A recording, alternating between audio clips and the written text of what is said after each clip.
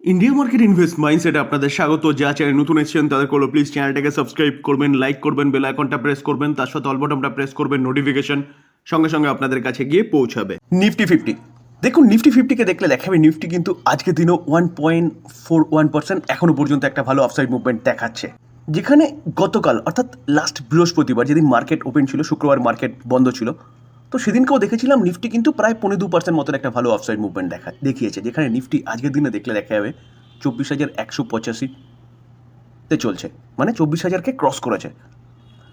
দেখুন হাই কত মেরেছিল, 26,277। এখন প্রশ্ন হচ্ছে যে নিফটি তার অল টাইম হাই 26,277কে কি 2025-এ ক্রস করতে পারে? দেখুন কোনো কিছুই অসম্ভব নয়। কেন বলছি? সেগুলো কিছু তথ্য বা ডেটা দিয়ে আমি আপনাদের সামনে প্রেজেন্ট করার চেষ্টা করছি। প্রথমত লাস্ট এক মাসে দেখলে দেখা যাবে, দেখুন নিফটি 4% মতন আপসাইড মুভমেন্ট দেখিয়েছে এবং দেখলে দেখা যাবে একদম লো থেকে নিফটি 9%-এর ওপরে ভালো মুভমেন্ট দেখিয়েছে।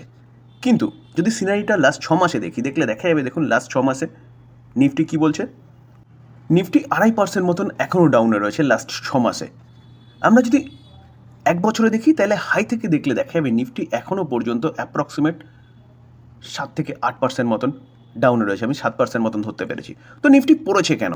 দেখুন প্রথম দিকে যদি বলেন যে নিফটি পড়েছে কেন আপ টু ডিসেম্বর পর্যন্ত কি জানুয়ারি পর্যন্ত, তাহলে পড়ার পিছনে কারণ ছিল ইন্টারনালি, যেখানে লিকুইডিটির অভাব ছিল, যার জন্যে কোম্পানিগুলো স্ট্রাগল করছিল, মানুষের ক্রয় ক্ষমতা তেমন ছিল না, যার জন্যে Q2 Q3 রেজাল্ট কন্টিনিউয়াসলি খারাপ হয়েছে, যার জন্যে এফআইআইরা সেলিং করেছে এবং আমাদের মার্কেট পড়েছে, এবং বলতে পারেন যে ডলার কন্টিনিউয়াসলি স্ট্রং হয়েছে। তো মোটামুটি জানুয়ারি থেকে যদি বলেন তাহলে জানুয়ারি থেকে মার্কেট পড়ছে কেন? কারণ হচ্ছে ডোনাল্ড ট্রাম্প এবং তার ট্যারিফ, যেখানে এর মধ্যে ডিসেম্বর থেকে কিন্তু আমাদের গভর্নমেন্ট বলুন, আরবিআই বলুন, মার্কেটে লিকুইডিটি প্রোভাইড করছে, যেখানে আমরা দেখেছি দুবার রেট কাট হয়ে গেছে, যেখানে গভর্নমেন্ট ট্যাক্সের ছাড় দিয়েছে, এবং তার পাশাপাশি দেখলে দেখা যাবে ক্যাশ রিজার্ভ রেশিও সেটাও কমিয়েছে। তো এইভাবে গভর্নমেন্ট কন্টিনিউয়াসলি মার্কেটে লিকুইডিটি প্রোভাইড করছে, ইনফ্লেশন কন্ট্রোলে এসছে, যার জন্যে দুবার রেট কাটও হয়ে গেছে। তো আমাদের বর্তমান পরিস্থিতি বা মাহল যা বলছে, আমাদের ইকোনমির পরিস্থিতি আমাদের দিক দিয়ে ইন্ডিয়ার ভেতরগত ব্যাপারে মাহল ঠিকঠাক আছে, কিন্তু প্রবলেমটা করছিল কি ডোনাল্ড ট্রাম্প এবং তার ট্যারিফ। তো 90 ডেজের জন্য যখনই পজ লাগিয়েছে ডোনাল্ড ট্রাম্প, তখন থেকে কিন্তু মার্কেট রিকভারি করতে শুরু করেছে, এবং আমাদের মার্কেট ভালো রিকভারি করছে, কারণ পজিশন ভালো আছে এবং আমরা কোনো রকম কোনো বলতে পারেন প্রতিদ্বন্দ্বিতায় যায়নি ইউএসের সাথে, যেখানে ইউরোপ ইউনিয়ন একরকমভাবে প্রায় চলেই গেছিলো প্রতিদ্বন্দ্বিতায়, চাইনা প্রতিদ্বন্দ্বিতায় জড়িয়ে পড়েছে এবং এখন ট্যারিফ খেলা চলছে তাদের মধ্যে। তো সেই দিক দিয়ে দেখলে দেখা যাবে ওয়ার্ল্ডের যেসব মার্কেটগুলো রয়েছে না, তার থেকে কিন্তু আমাদের মার্কেট এই কারণেই ভালো রয়েছে। তো এখন সামনের দিকে কিছু পজিটিভ নিউজ কিন্তু পাওয়া যাচ্ছে, যেগুলো যদি হয় তাহলে কিন্তু আমাদের মার্কেট 26,000 খুব তাড়াতাড়ি ক্রস করবে, অর্থাৎ অল টাইম হাই খুব তাড়াতাড়ি ক্রস করতে পারে। চলুন সেগুলো একটু দেখি। ইউএসের ভাইস প্রেসিডেন্ট জেডি ভেন্স, তিনি ইন্ডিয়ায় ভিজিট করতে আসার কথা ছিল এবং তিনি চলে এসছে। ভাইস প্রেসিডেন্ট যিনি আজকের দিনে তার ফ্যামিলিকে নিয়ে অক্ষরধাম টেম্পল ভ্রমণ করেছেন, ভাইস প্রেসিডেন্ট এসছে কেন? এখন প্রশ্ন হচ্ছে এটা, কারণ এটা কিন্তু ফার্স্ট অফিসিয়াল ভিজিট ইউএসের ভাইস প্রেসিডেন্টের। দেখুন চায়নার সাথে ট্রেড ওয়ার চলছে, যেখানে ডোনাল্ড ট্রাম্পের আগের টার্মেও দেখলে দেখা যাবে সেটা কিন্তু অব্যাহত ছিল। তো চায়নার সাথে ট্রেড ওয়ার এমন একটা জায়গায় গিয়ে পৌঁছেছে, তাদের কিন্তু সেই ট্রেড ওয়ার থেকে বেরোতে গেলে ভারতের ওপর তাকিয়ে থাকতে হবে, কারণ ভারতের ব্যাপক বড় মার্কেট এবং ভারতের বলতে পারেন এবং ভারতের সস্তায় পাওয়া জিনিস যেটা ইউরোপের চাহিদাকে পূরণ করবে, তার জন্য দেখলে দেখা যাবে যে ট্রেড সেটেলমেন্টের জন্যে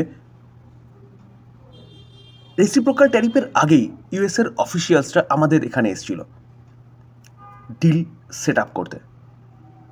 এবং তার পাশাপাশি এই যে জেডি ভেন্স, তিনি যে আমাদের ভারতের দরায় এসছে, সেখানেও কিন্তু সেই ট্রেড নিয়েই কথাবার্তা হবে, ইকোনমিকে কীভাবে গ্রো করা যায়। এবং আমাদের প্রধানমন্ত্রী যখন ইউএসএ গেছিলো, সেখানে $500 বিলিয়ন ট্রেড সেটেলমেন্টের একটা কথা হচ্ছিল, অর্থাৎ ভারত এবং ইউএস $500 বিলিয়ন ট্রেড করবে, তো সেই সব নিয়ে টোটালটাই কিন্তু কথাবার্তা বলার জন্য এসছে জেডি ভেন্স।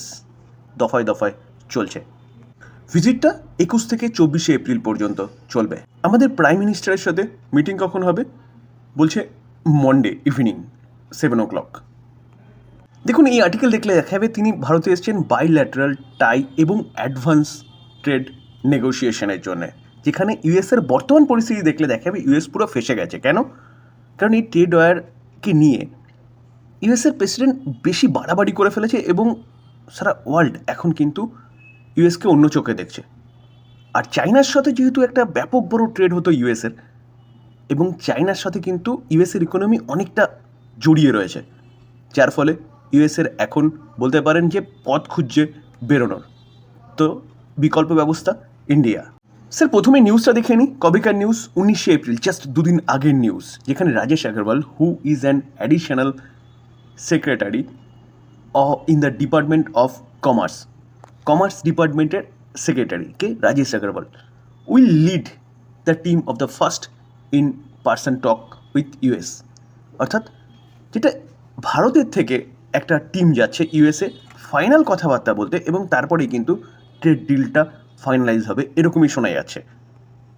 যেখানে স্যার ভারতের কাছে ইউএসের বাজার মানে ভারতের কিন্তু ব্যাপক একটা অপরচুনিটি বলতে পারেন, এবং তার পাশাপাশি ভারতও এখন প্রচুর প্রোডাক্ট ইউএস থেকে আনছে, কোল্ড বলুন, ক্রুড অয়েল বলুন।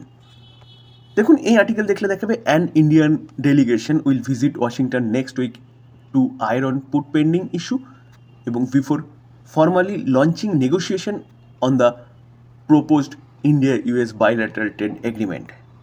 তো এই এগ্রিমেন্ট যদি সাইন হয় এবং এগ্রিমেন্ট যদি ফ্রুটফুল হয়, তাহলে কিন্তু স্যার আমাদের মার্কেট এখান থেকে আরও ভালো মুভমেন্ট দেখাবে এবং ভালো বিদেশি বিনিয়োগ আসবে, এবং এফআইআইরা আমাদের মার্কেটে আসতে অলরেডি শুরু করে দিয়েছে, কারণ ভারতের পজিশন এখন ওয়ার্ল্ডের থেকে অনেকটা ভালো। আর বর্তমান পরিস্থিতিতে দাঁড়িয়ে চায়না এবং ইউএসের মধ্যে ট্রেড ওয়ার যত বাড়ছে না, তত কিন্তু দুটো দেশেরই ইকোনমি কন্টিনিউয়াসলি খারাপ হচ্ছে, চায়না এবং ইউএস। সবচেয়ে বেশি খারাপ কার হবে? চায়নার হবে, কারণ চায়না হচ্ছে এক্সপোর্ট করা দেশ। তো তাদের যদি এক্সপোর্টে গণ্ডগোল হয়, তাহলে কিন্তু ম্যানুফ্যাকচারিংয়ে ব্যাপক একটা ক্ষতি হতে পারে চায়নার, যেখানে চায়না কিন্তু অলরেডি প্রবলেমের মধ্যে ছিল।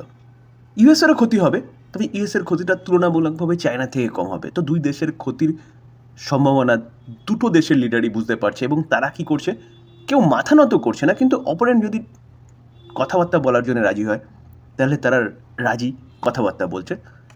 দুই দেশের দুই লিডার কিন্তু একই কথা বলছে। তো সেখান থেকেও যদি কোনো পজিটিভ নিউজ আসে যে চায়না এবং ইউএসএ ট্রেড ওয়ার আপাতত স্টপ 90 ডেজের জন্যে বা পুরোপুরি, এরকম যদি কিছু খবর আসে, তাহলে কিন্তু মার্কেট আরও বেশি সেলিব্রেট করবে। তো এই একটা নিউজ কিন্তু খুব ইম্পর্টেন্ট মার্কেটের জন্যে, যেখানে এই নিউজটাও কিন্তু যে কোনো সময় পাওয়া যেতে পারে। এবং তার পাশাপাশি ভারতের জন্য কিন্তু চায়না থেকেও ভালো নিউজ পাওয়া যাচ্ছে, যেখানে China ready to open market to import more Indian goods. যেখানে চায়না এতদিন কিন্তু ইন্ডিয়ান গুডসকে যাওয়ার জন্য মার্কেট ওপেন করেনি, বিভিন্ন রকম বিধিনিষেধ আরোপ করেছিল। তো এখন বলছে তারা কি, যে ভারত থেকে আরও গুডসকে তারা ইম্পোর্ট করবে, অর্থাৎ বলতে পারেন যে ভারতের সাথে তারা ট্রেড করতে চাইছে ওপেনলি। তো এই জায়গায় দাঁড়িয়ে তাদের, যেহেতু তারা হচ্ছে এক্সপোর্টিং দেশ, ম্যানুফ্যাকচারিং করে, তো সেই জায়গায় দাঁড়িয়ে তাদের মার্কেট দরকার, তো তারা ভারতের দিকে তাকিয়ে রয়েছে। তাই ভারতের সাথে কিন্তু ওপেন মার্কেটের কথা বলছে বা পলিসির কথা বলছে। তো এই জায়গায় দাঁড়িয়ে কিন্তু এখান থেকেও ভারতের কাছে একটা ভালো অপরচুনিটি রয়েছে। এখন দেখার বিষয় যে আমাদের গভর্নমেন্ট কি করে, কোন দিকে যায়। তো এই জিনিসগুলো যদি পজিটিভ দিকে এগোয়, তাহলে কিন্তু আমাদের নিফটি আরও ভালো মুভমেন্ট দেখাবে। এখন দেখার বিষয় যে জিওপলিটিক্যাল পরিস্থিতি কোন দিকে যায়। তো যদি সব ঠিকঠাক থাকে, তাহলে আমাদের নিফটি খুব তাড়াতাড়ি কিন্তু 26,052 খায়, যে 26,277 সেটাকেও ক্রস করতে পারে। তো এই ছিল আলোচনা। তবে ডিসক্লেমার দিয়ে রাখি স্যার, এটা হবেই কিন্তু নয়, জাস্ট সম্ভাবনার কথা বললাম এবং তার এগেনস্টে আমি কিছু যুক্তি দেখানোর চেষ্টা করলাম। তো এবার চিন্তাভাবনা আপনার, আপনি কী করবেন। থ্যাংক ইউ, ভালো থাকবেন।